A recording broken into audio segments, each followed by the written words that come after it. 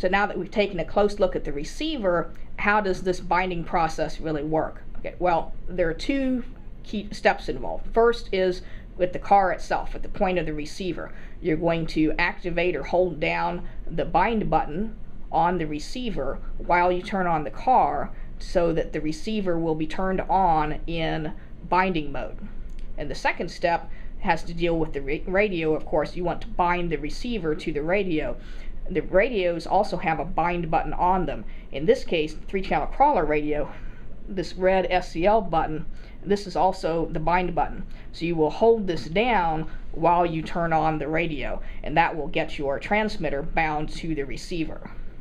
So both the button pushes for bind mode work the same way. You're going to hold the binding button down while you turn on the item. So you will hold the bind button down while you're turning on the power to the receiver, and with the radio as well, you will hold the bind button while you power up the radio, which in this case, this switch is the power switch. We'll turn this in.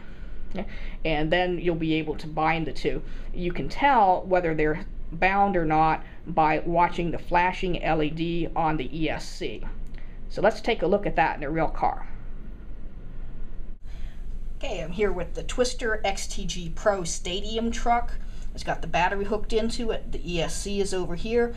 This is our new receiver that we want to test out. So I just moved the cables from the original receiver to the new one.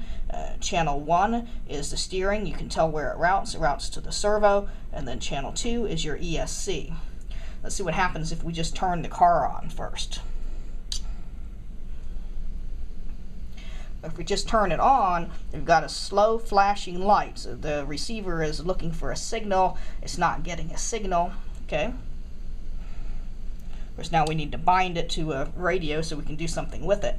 Remember, we're going to hold the bind key down, or bind button down. Okay. Turn the car on. I've got the flashing light, rapid flashing. Okay. Now we're going to turn the radio on. There we go.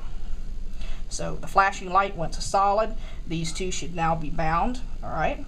So let's turn this off. Turn the car off. Turn the radio off. Okay. Now do our usual procedure. Just turn the radio on. There we go. There's a beep. There's a light. So the radio's on.